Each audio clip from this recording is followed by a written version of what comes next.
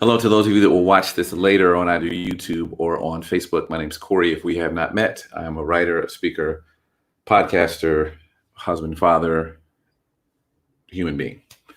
Welcome to all of you who are watching this later. If you're watching this live, I'll go to the comments so I can say hello to those of you coming in on Facebook to the broadcast. Say hello to me so I can say hi back to you. And then I'm going to jump into this, but I want to make sure that there's somewhat of an audience. So I don't have to repeat myself for people that are live. So bear with me if you're watching this later on the replay. Just stick with it, and you'll, I'll be talking in a moment. But I want to make sure enough people get in here so that I can say hello. And again, not have to repeat myself. Joel, what's going on? Good to see you. It's just Joel. I can't see Juliana. Good to see you. Hello. Hello, all of you coming in. And if you want to, whether you're watching this later or watching it now, if you want to share it at any point, you can feel free to share it. You never have to ask me for permission to share the broadcast. So I'm not going to be here very long. Hello, Sherry, because I just wanted to share something really, really briefly and really quickly and get back to just not being on live. But something happened over the weekend. It happened on Sunday, and by now you guys are all aware of it. And I started to respond to it. Let me say hi to a couple more people, then I'm going to focus. Sorry for those of you that are new. I do have a squirrel chasing problem. I'm sorry about it. What's up, Kathy McChan? I think I said that right. I said hi to Sherry, Nandi, Gail, and David. That's it. I'm not saying hi to anybody else. I'm turning off the comments so I'm not distracted. All right, here we go. So on Sunday, before I went live with Existential Sunday, I saw that the president had retweeted a video of some of his supporters saying white power. President, let me say this again slowly, just in case you're hearing this for the first time. On Sunday, the president retweeted a video of some of his supporters. And in the video, you hear one of those supporters, I think at least 2 times, say white power. The president then deleted the tweet, but it was out there. Of course, people had seen it, shared it, and talked about it. The president of the United States. Okay.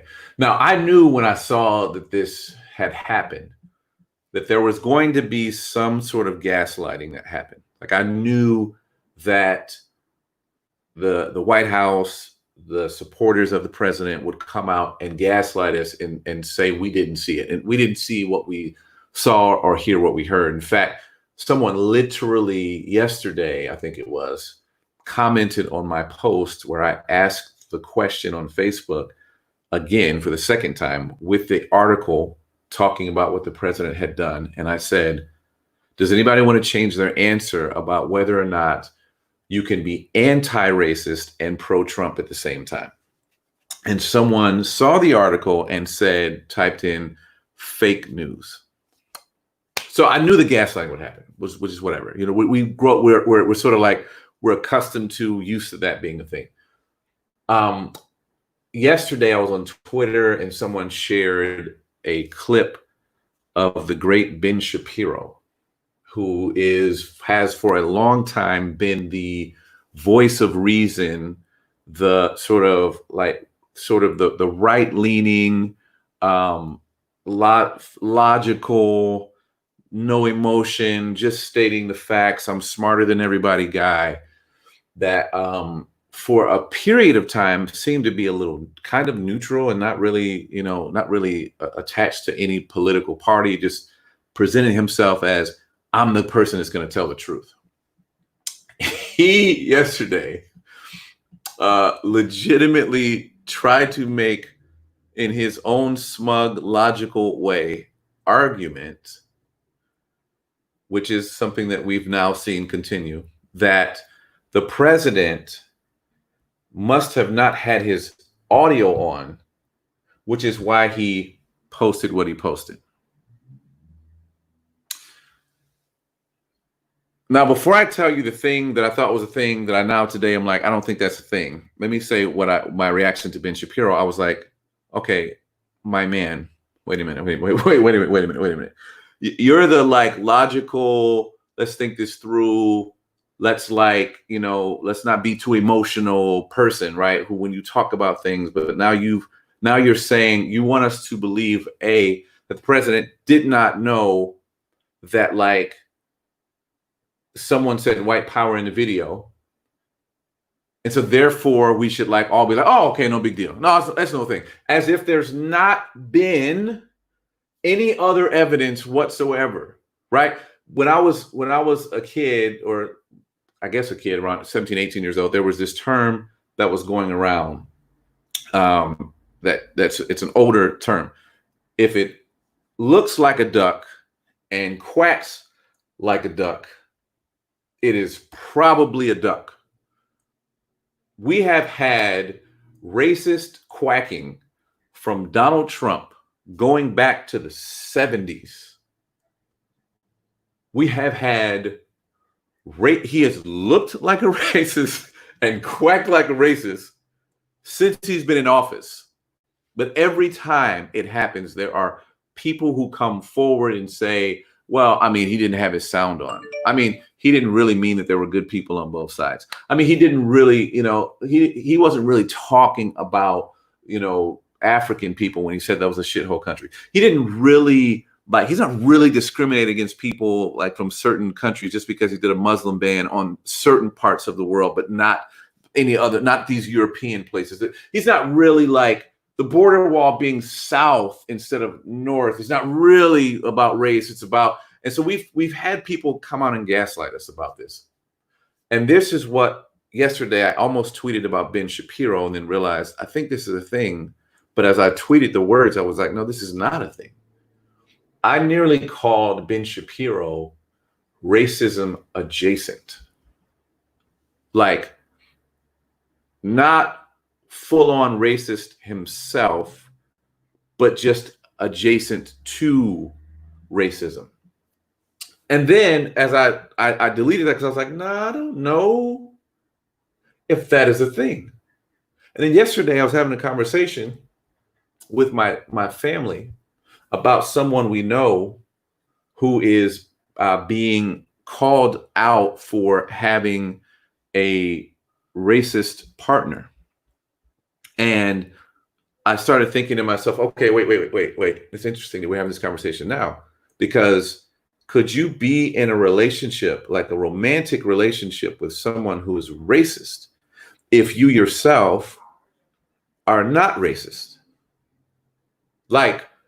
Could you be a supporter? Could you be an anti-racist and a supporter of a blatantly racist candidate at the same time? And then I'm starting to think, no, it's it can't be true. How could I ever do that? How could I ever be an ally to something, but also align myself with something else at the same time? Which brings me to another deeper consideration before I leave you.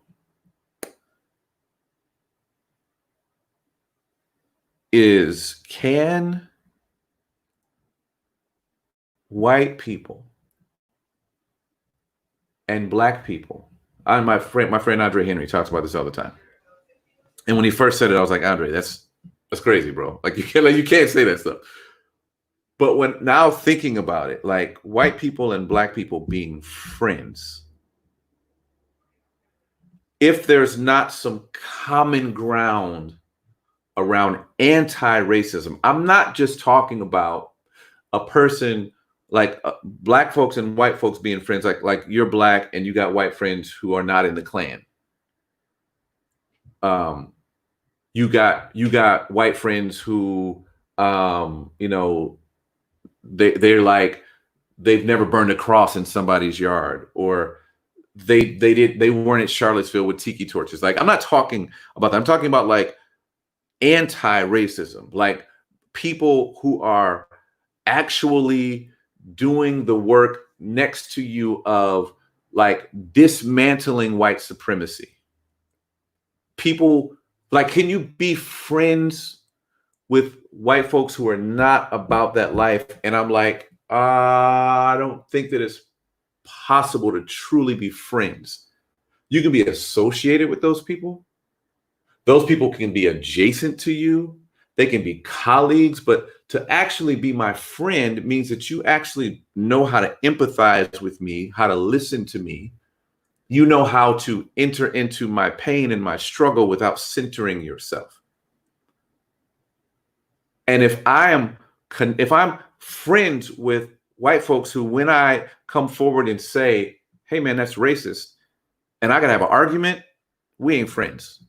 If I'm being accused of being divisive or race baiting or any number of things that you get accused of when you are Black and have the audacity to call out injustices that you see in front of you, like you can't be my friend and that be the case. And I used to think it was possible that I could have friends who weren't about this life. And now I'm like, at a certain point, there comes this exhaustion of people who aren't really on the journey to see it to the end, that they just kind of start to get annoyed with you because you're actually trying to go somewhere. Like you're not just like riding some like modern day wave of, oh, everybody's talking about race, so I'm gonna talk about race. You're like, no, I'm not actually even here to talk about race. I'm here to talk about how we get to justice for everybody. Like Dr. Cornel West is talking about this. Like, I'm not coming on your podcast or your news show or I'm not a part of your church service so that we can have a dialogue about race that's not aimed at moving us to justice. It's not just about me talking about stuff. So people grow weary of the conversation who are not actually on their way to justice with you. They just thought this was a pit stop, right? There are people who've been riding with you who thought that your conversation about race and racism and racial injustice was like pulling over at the gas station to get a Slurpee. They thought you were just going to run and get a Slurpee, come back out, and then y'all was going to be back on your way to wherever. And you're like, no. I'm not here to get a Slurpee. This is not like a detour, a place where we're going to stop for a moment. I am like, we are going in a completely different direction. I'm trying to go to a place where my children and my children's children for 1,000 generations, and your family and your children and your children and your children are living in an anti-racist world. Those people who say, I'll sign up for that and I'm going with you until that happens, are the only types of people that can be friends. So yeah, Andre was right. Andre's here, by the way. What up, Andre Henry? Andre, I'm saying publicly that Andre was right about that. I didn't know about it at first, but it's bearing itself out. It's impossible. It's impossible. You just can't be. How can you be my friend? You can't be.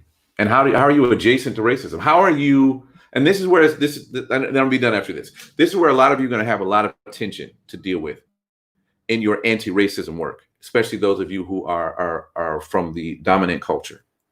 You have racist relatives that have bought you Christmas presents, have made you Thanksgiving dinner, kissed your boo-boos when you were little and you fell and scraped your knee, took you to the doctor, watched you play pee-wee football and basketball and tennis and whatever else you were playing, and they are racist. And you are now becoming aware of the fact that, oh my gosh, Aunt Karen is racist. Uncle Billy is racist. What am I to do about that? Like, you are now at a point where, for those of you who are familiar with the teachings of Jesus, where Jesus is like, they came to Jesus one time and they're like, hey, your mother and brother is outside. And he's like, my mother and brother are right here. Right. This was not like he was saying, my family is anybody who is about this work of liberating people and bringing salvation to the world. So some of you got family members who are like, yeah, you can still love them. You can still buy them Christmas presents. You can still hope the best for them. But like, when it comes to the relationship, I don't know how there cannot be a strain in the relationship between people who are anti-racist and racist people. I just don't know how that's possible. I mean, just you can see, all you have to do to see that what I'm saying is absolutely fact is go look at any one of my Facebook posts that are about racism and see how many people uninvited have come and brought their own unsolicited challenges and arguments about race. And just from one statement, like just you make one statement about anti-racism. You make one statement about America's inherent anti-blackness and see how many people come out of the woodworks to argue with you just because you made that stance. So that tells me in and of itself that how could I have that stance and not have resistance? Like that doesn't make any sense. What about black on black crime in Chicago? If you don't hear about, all right, y'all. Okay, all right, I'm done because now I don't want to start ranting about it. I just had an epiphany. I wanted to process it with you, my friends here on Facebook and YouTube Live. Thank you for all of you who watch this, and I'm gonna bid you adieu. Okay. Oh, actually, I'd be remiss if I didn't let you know about this. Listen, some of you are new to this conversation, new to my talks and what I'm saying, what I'm doing. You can become a part of our Patreon community. I will put the link for those of you that would like to be a part of that community, like to be a part of this work that we're doing. You can do so by joining that community. There will be a link in the comments below. All right, folks, that's all I have for you today. I'm gonna leave you with this. Andre was right. God bless you. Grace and peace. Till next time.